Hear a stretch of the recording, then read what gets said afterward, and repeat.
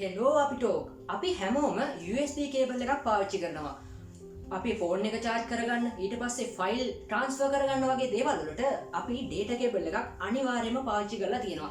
ඉතින් මේ වගේ USB උපාංග වල ඩේටා ට්‍රාන්ස්ෆර් කරගන්න, ලිපිගොනු එහා මෙහා කරගන්න අපි ඩේටා කේබල් එකක් පාවිච්චි කරගෙන ඉන්නකොට හුඟක් අයට සිද්ධ වෙන දෙයක් තමයි ඩේටා කේබල් එක නැති වෙලා යන එක.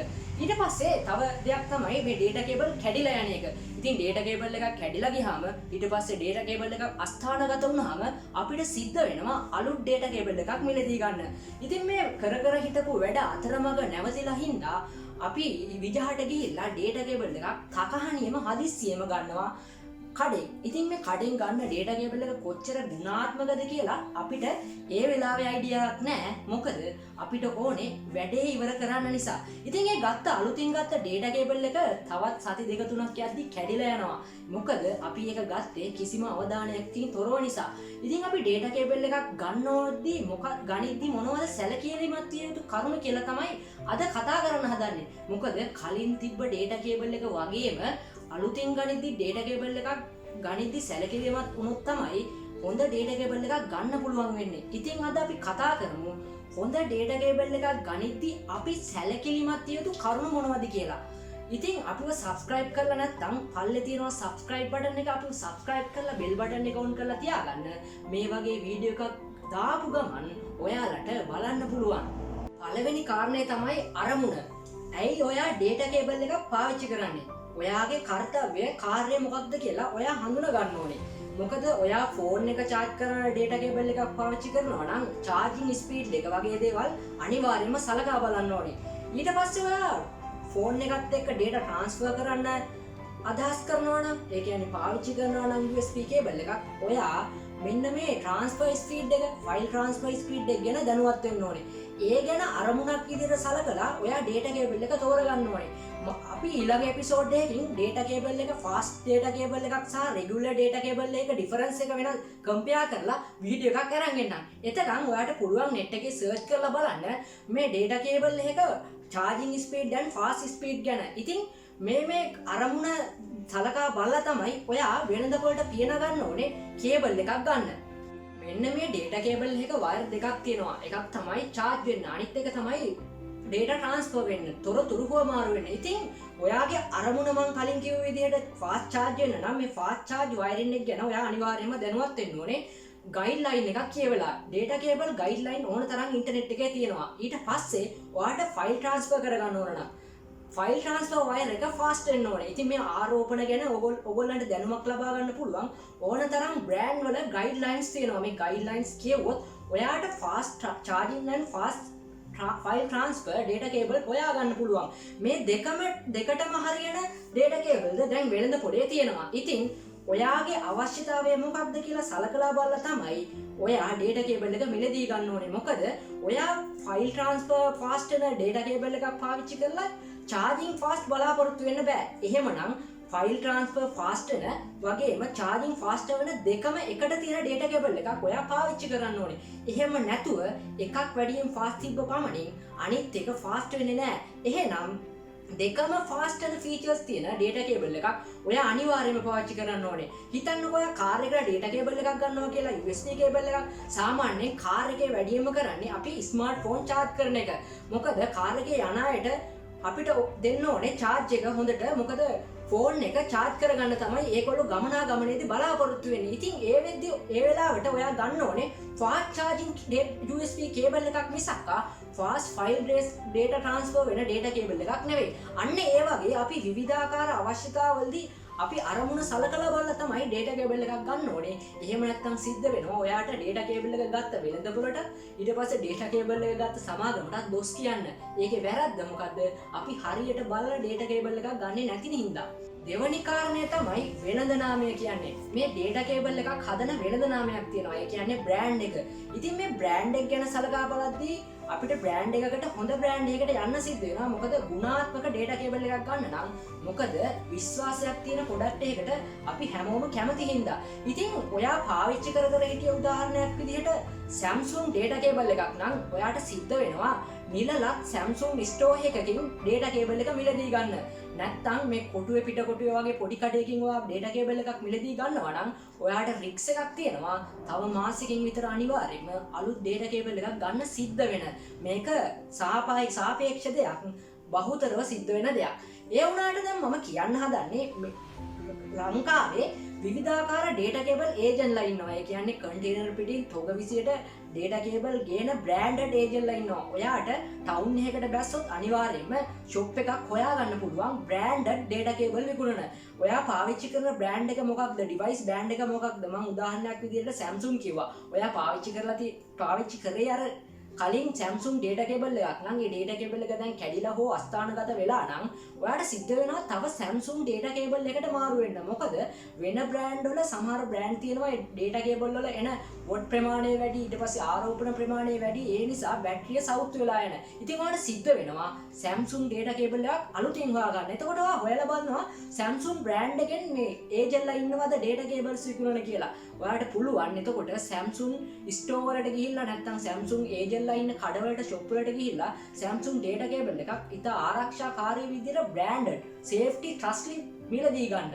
ඉතින් ඒ වගේ data cable එකක් ගනිද්දී ඔයා අනිවාර්යෙන් අවධානය යොමු කරන්න යුතු කාරණයක් තමයි data cable එකේ brand එක.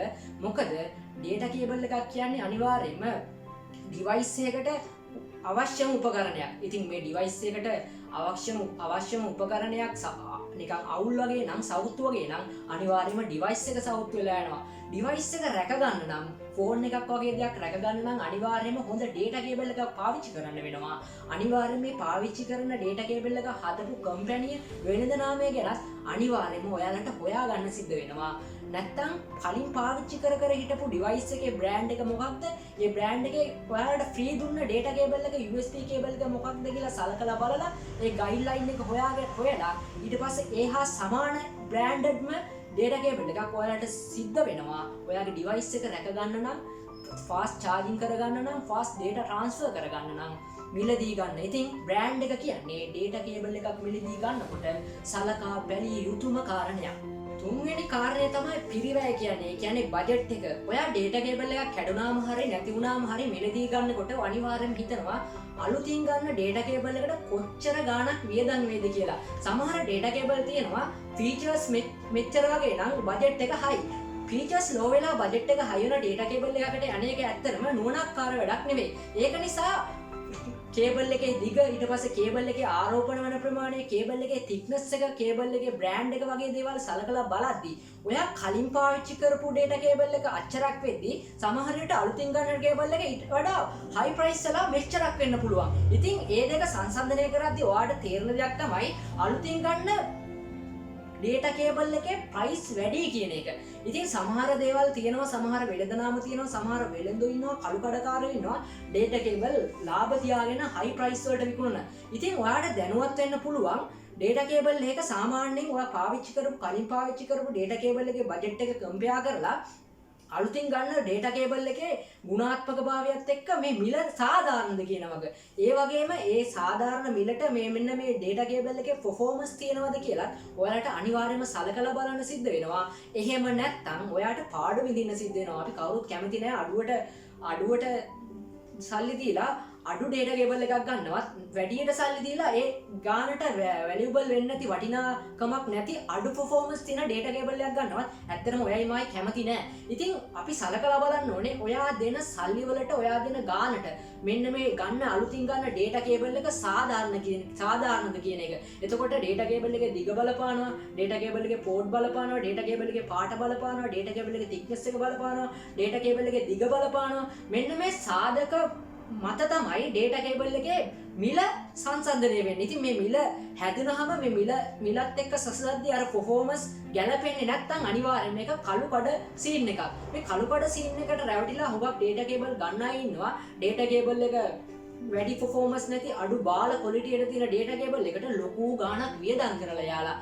ඒගොල්ලෝ එහෙම කරන්නේ නොදැනුවත්කම නිසා. ඉතින් අපි මේ කරන්නේ අන්න ඒ අය දැනුවත් කිරීමක්. එතකොට ඔයාලා මම මේ කියන කාරණේ බජට් එක, මේ බජට් එක ගැන සලකලා බලලා තමයි හොඳ data cable එකක් ගන්න ඕනේ. මම මේ කියන්නේ දෙන වියදම් කරන ගානට සරලන බජට් ෆ්‍රෙන්ඩ්ලි data cable එකක් ගන්න ඔයාලා අනිවාර්යයෙන්ම උනන්දු වෙන්න ඕනේ කියන එක. හතරවෙනි කාරණය තමයි ඩේටා කේබල් එකක් හදලා තියෙන බිල්ඩ් එක. බිල්ඩ් එක කියන්නේ මේ ඩේටා කේබල් එකක් හදලා තියෙන මැටීරියල් එක අපිට වැදගත් වෙන්නේ මොකද ඩේටා කේබල් එකක් හානි වෙන්න පුළුවන් කැඩෙන්න පුළුවන් ලොකුම ක්‍රමය තමයි මේ ඩේටා කේබල් එක තියෙන විදිය නැත්තම් සාක්කුවක දාගෙන යන විදිය මේ ඩේටා කේබල් එක නමන විදිය ඩේටා කේබල් එක රැගෙන යන විදිය සහ ඩේටා කේබල් එක පාවිච්චි කරලා තියෙන විදිය. ඉතින් මේ මං කියව ඉස්සලා කරුණු සාධක සලකා බලද්දී ඩේටා කේබල් එක හැදුව මැටීරියල් එක ගැන අපිට අවධානය යොමු කරන්න වෙනවා. ඩේටා කේබල් වැඩියෙන්ම කැඩෙන්නේ මේ සාක්කුවේ දාගෙන ගිහිල්ලා එහෙම නැත්තම් මෙන්න මේ වගේ රෝල් කරන්න ගිහිල්ලා එහෙම නැත්තම් බෑග් එකේ දාගෙන හරියට නොයෑම හින්දා. ඉතින් මේවට ඔරොත්තු දෙන මැටීරියල් එකකින් හදලා තියෙන ඩේටා කේබල් එකක් ඔයා මිලදී ගත්තොත් ඔයා සාක්කුවේ දාගෙන ගියහම ඩේටා කේබල් එක කැඩෙන්නේ නැහැ, ඩැමේජ් වෙන්නේ නැහැ. ඊට පස්සේ තව තැන්වල තිබ්බට ඩේටා කේබල් එක ඩැමේජ් වෙන්නේ නැහැ. මෙහෙම ඩැමේජ් වුණාම සිද්ධ වෙන්නේ මේ ඩේටා කේබල් එක ස්ලෝ වෙලා යන එක. ඔයාගේ පරිගණකය එක්ක ඩේටා කේබල් එක කනෙක්ට් කරොත්, ඔයාගේ ස්මාර්ට්ෆෝන් එකේ එක්ක ඩේටා කේබල් එක කනෙක්ට් කරොත් මේ ඩේටා කේබල් එක ඩැමේජ් වෙලා තියෙනවා නම් අනිවාර්යයෙන්ම charging fast එක slow වෙනවා. ඊට පස්සේ data transfer fast එක slow වෙනවා. එහෙම වෙන්නේ මේ ඩේටා කේබල් එකේ මැටීරියල් සිස්ටම් එක අවුල් නිසා. මේ ඩේටා කේබල් එකේ තියෙන ඇතුලේ තියෙන තන්තු දෙක, ඒ කියන්නේ charging තන්තුව සහ මේ ෆයිල් ට්‍රාන්ස්ෆර් තන්තුව, ඩේටා තොරතුරු හොමාරු වෙන තන්තු සහ ආරෝපණ තන්තු විනාශ වෙන හින්දා තමයි මේ ඩේටා කේබල් ඩැමේජ් වෙලා යන්නේ. ඉතින් මේ බාහිර ආලේපන සහ බාහිර කේබල් හවුසින් නිසා මේ ඩේටා කේබල් එකේ තත්ත්වය සහ ගුණාත්මක භාවය සහ ඩැමේජ් නොවන කාරණා රැඳී පවතිනවා. ඉතින් අපි කතා කරන්නේ මේ වෙලාවේ ඩේටා කේබල් එකක් බිල්ඩ් කරන මැටීරියල් එක වැදගත් කියලා. ඩේටා කේබල් එක බිල්ඩ් එක ගැන කතා කරද්දී අපිට කතා නොකළම නොහැකිම කාරණයක් තමයි කෙවුලර් කේබල් කියන්නේ. මේ කෙවුලර් කේබල් වලින් වෙන්නේ මේ ඩේටා කේබල් එකේ හවුසින් එක කෙවුලර් තන්තු සමග එක්රාසු කරලා ශක්තිමත් කරන එක. සාමාන්‍යයෙන් ආතතිය වගේ ස්ථානවලදී ඩේටා කේබල් එක ශක්තිමත් කරනවා මේ කෙවුලර් කේබල්. ඉතින් ඔයා ඩේටා කේබල් එකක් ගනිද්දී කෙවුලර් කේබල් ගැන හොයලා බලන්න. කෙවුලර් කේබල් සහිත ඩේටා කේබල් එකක් ගන්න. මොකද ඇදීම් වගේ දේවල් වලදී ඊට පස්සේ බර වගේ ආතතිය වගේ දේවල් වලදී මේ කෙවුලර් තන්තු මගින් ඩේටා කේබල් එක ආරක්ෂා කරනවා. කෙවුලර් තන්තු තියෙන කේබල් එකක් අන්න ඔයා අනිවාර්යයෙන්ම උත්සුක වෙන්න. මොකද ඒක ඔයාගේ ඩේටා කේබල් එකේ ආරක්ෂාවට අනිවාර්යයෙන්ම බලපානවා. ඉතින් USB කේබල් එකක් ගැන කතා කරලා ඒකේ බිල්ඩ් එක ගැන කතා කරලා බිල්ඩ් එකේදී කෙවුලර් කේබල් ගැන අනිවාර්යයෙන්ම සැලකිලිමත් වෙන්න කිව්වහම ඔයා අහනවා මොකද්ද මේ කෙවුලර් කියන්නේ කියලා. කෙවුලර් කියන්නේ ෆැබ්‍රික් වර්ගයක්, තන්තු වර්ගයක්. තාප ප්‍රතිරෝධී ශක්තිමත් තන්තු වර්ගයක්. ඔයාලා දැකලා ඇති නිකන් අර ෂූස් වල ලේස් වල ගැට ගන්නවා වගේ ඩේටා කේබල් එනවා. ඇතුලේ කේබල් එක ඇවිල්ලා උඩින් හවුසින් එකේ එන ෆැබ්‍රික් තන්තු වර්ගයක්. ඒක තමයි කෙවුලර් කියන්නේ. ඉතින් මේ කෙවුලර් තන්තු මගින් වෙන්නේ මම අර කලින් කිව්වා වගේ ආතතිය දරා ගැනීම ශක්තිමත් කරන එක ඩේටා කේබල් එකට. ඉතින් ඔයා අනිවාර්යයෙන්ම සැලකිලිමත් වෙන්න කෙවුලර් කේබල් එකක් ගන්න. කෙවුලර් USB කේබල් එකකින් වෙන්නේ අනිවාර්යයෙන්ම ඔයා යන්නේ නැතන් වලදී ආතතියට ලක් වුණොත් ඩේටා කේබල් එක හිර වුණොත්, තද වුණොත්, ඇදුනොත් ඊට පස්සේ කැඩෙන්න මේ බැලුවොත් එහෙම අර කෙවුලර් තන්තු මගින් ඇතුලේ තියෙන මේ වයර් දෙක අනිවාර්යයෙන්ම ආරක්ෂා කරනවා. එතකොට USB කේබල් එක ඩැමේජ් වෙන්නේ නැහැ. ඔයාට ඩැමේජ් නොවි USB කේබල් එකේ ෆාස්ට් පර්ෆෝමන්ස් ගන්න පුළුවන්. කෙවුලර් කියන්නේ යන්නේ වගේ තාප තන්තු වර්ගයක්. බැරි වෙලාවට ඩේටා කේබල් එකක් මෙලදී ගන්න වෙළඳපොළට ගියාම කෙවුලර් ඩේටා කේබල් නැත්තම් ඔයාට ඊළඟට ඔප්ෂන් එකක් විදිහට භාවිතා කරන්න පුළුවන් USB පැඩ් කේබල් තියෙනවද මුදලාලි කියලා අහලා බලලා තීරණයක් ගන්න. USB පැඩ් කේබල් වල USB ඇතුළේ යන වයර් දෙක අනිවාර්යයෙන්ම සමාන්තරව යන නිසා වැඩි රැහැන් නැදීමක් සිදු වෙන්නේ නැහැ. මෙහිදී ඩේටා කේබල් එකේ ආරක්ෂාව මෙන්ම ඩේටා කේබල් එක ඩැමේජ් වෙන්න පුළුවන් තැන් අවහිර කරලා තියෙනවා. ඉතින් ඒ හන්දා ඔයාට ඕන තැනක සාක්කු වෙලාගෙන වගේ තැන්වලදී යන්න පුළුවන් මේ ඩේටා කේබල් එක. එතකොට ඔයාට ඔප්ෂන් දෙකක් තියෙනවා, කෙවුලර් ඔප්ෂන් සහ ෆ්ලැට් USB කේබල් මේ සේෆ්ටි සඳහා යොදා ගන්න. ඉතින් ඩැමේජ් නොවන ඩේටා කේබල් එකක් ඔයා බලාපොරොත්තු වෙනවා නම් අනිවාර්යයෙන්ම වැදගත් සාධකයක් තමයි ඩේටා කේබල් එකේ බිල්ඩ් එක කියන්නේ. ඊළඟ කාරණය තමයි පස්වෙනි කාරණය තමයි ඩේටා කේබල් එක ලෙන්ත් එක කියන්නේ. ඔයා USB කේබල් එකක් පාවිච්චි කරන්නේ කොතනද? ප්ලග් එක කොතනද? ඊට පස්සේ ඩිවයිස් එක තියෙන්නේ කොතනද? ඇදෙන් පල්ලට නැමෙන්න ඕනද ඩේටා කේබල් එක ගහන්න? ඊට පස්සේ සොකට් එක, ඒ කියන්නේ ප්ලග් එක කොහෙද තියෙන්නේ? මල්ටි එක කොහෙද තියෙන්නේ? මල්ටි ප්ලග් එක කොහෙද තියෙන්නේ කියන කාරණා සාධක යොමු කරලා ඔයා හිතන්න ඕන USB කේබල් එක කොච්චර දික් වෙන්න ඕනද කියලා ඔයාගේ කාර්යයට. ඉතින් මේ USB කේබල් එක දික් වෙන තරමට ප්‍රශ්න වගේක් ඇති වෙනවා. අපි ඊළඟ පොයින්ට් එකේදී ඒවා කතා කරනවා. ඉතින් ඔයා අනිවාර්යයෙන්ම සිහි කරගන්න ඕනේ මම USB කේබල් එකක් පාවිච්චි කරන්නේ කොයි අවස්ථාවලද, මෙන්න මේ අවස්ථාවලට කොච්චර දිග ඕනේද කියන එක ඔයා අනිවාර්යයෙන්ම data කේබල් එකක් මිලදී ගනිද්දී සලකා බලන්න ඕනේ. data කේබල් එක දිග හිමත් length එක ගැන සලකා බලනකොට ඔයාට ඉක්මනට charge කරගන්න ඕන නම් ඔයාගේ device එක phone එක ඔයා යන්න ඕනේ දිග අඩු data කේබල් එකකට. මොකද මම එහෙම කියන්නේ data කේබල් එකේ දිග වැඩි වෙන්න කේබල් එක රත් වෙන ආරෝපණය වෙන ප්‍රමාණය වෙලා යනවා. එතකොට ඔයාට fast charge එකක් බලාපොරොත්තු වෙන්න බෑ. මොකද දිග වැඩි වෙන්න ආරෝපණය ගමන් කරන වෙලාව හුඟක් ස්ලෝ වෙනවා. එතකොට data charge වෙන ප්‍රමාණය, data cable එකෙන් charge වෙන ප්‍රමාණය, device එක charge වෙන ප්‍රමාණය හුඟක් වෙලා ගන්නවා. එතකොට ඔයාලට fast charge එකක් බලාපොරොත්තු වෙන්න බෑ. බැරි වෙලාවත් ඔයා data cable එක පාවිච්චි කරන්නේ charge කරන්න නැතුව ෆිල්ම් වගේ සින්දු වගේ ෆයිල් ට්‍රාන්ස්ෆර් කරන්න නම් ඔයා අනිවාර්යයෙන්ම දිග data cable එකක් පාවිච්චි කරන්න. මොකද ඉක්මනට ෆයිල් ට්‍රාන්ස්ෆර් කරගන්න පුළුවන්. හැබැයි මේ දෙකම ඕනේ නම්, ඒ කියන්නේ රැවුලා එකෙන්දයි දෙකම ඕනේ නම් ඔයාට සිද්ධ වෙනවා මේ දෙකම ගැන කල්පනා කරලා බලලා හොඳ තැනකට එන්න, හොඳ තීරණයකට එන්න. එතකොට ඔයාලට සිද්ධ වෙන්න පුළුවන් ඔයාගේ ප්ලග් එක කොහෙද තියෙන්නේ, ඊට පස්සේ ඔයාගේ ඇඳ කොහෙද තියෙන්නේ, ඔයාගේ ඔෆිස් එක කොහෙද තියෙන්නේ, ඔෆිස් එකේ ප්ලග් එක කොහෙද තියෙන්නේ, ඊට පස්සේ ඔයාගේ පවර් බෑන්ක් එකත් එක්ක බෑග් එක කොච්චර දිගද, ඊට පස්සේ ඔයාගේ ඩිවයිස් එක බෑග් එකෙන් ගන්න ඕනේද, මෙන්න මේ ඔබ යන්න. ඔන්න ඔයගේ සාධක සලකලා බලලා ඔයාට data cable එකක් ගන්න පුළුවන් නම් ඇත්තටම ඔයාට ඉස්සරහට data cable එකත් එක්ක වැඩ කරද්දී අනිවාර්යයෙන්ම ප්‍රයෝජනවත් වෙනවා. මම මේ කතා කරන්නේ data cable එකේ දිග ගැන. data cable එකේ දිග fast charging සහ fast data transfer වලදී වෙනස් වෙනවා. මොකද charge කරද්දී අනිවාර්යයෙන්ම දිග data cable එකට යන්න ගියොත් වෙන්නේ අපිට fast charge එකක් බලාපොරොත්තු වෙන්න බැරි වෙන එක. ඊට පස්සේ fast data transfer බලාපොරොත්තු වෙනවා නම් අපිට සිද්ධ වෙනවා පොඩ්ඩක් දිග කේබල් එකක් ගන්න. මේ දෙකම බලාපොරොත්තු වෙනවා අපි අනිවාර්යයෙන්ම එක data cable එකකින් එක USB කේබල් එකකින්. එතකොට අපිට සිද්ධ වෙනවා මේ දෙකටම හරියන suitable data cable එකක් තෝරගන්න. ඔයා හිතලා බලන්න ඔයා වැඩියෙන්ම charge කරන්නේ නැත්නම් data transfer කරන්නේ කියලා. ඒක අපේ අවශ්‍යතාවය අනුව වෙනස් වෙනවා. ඉතින් ඒ ගැන හිතලා අනිවාර්යයෙන්ම වෙළඳපොළට පියන ගන්න මෙන්න මේ data cable එක length එකත් ඔළුවේ තියාගෙන. අවසාන කාරණය තමයි data cable එක thickness එක කියන්නේ. ඒ කියන්නේ data cable එක හීනිභාවය.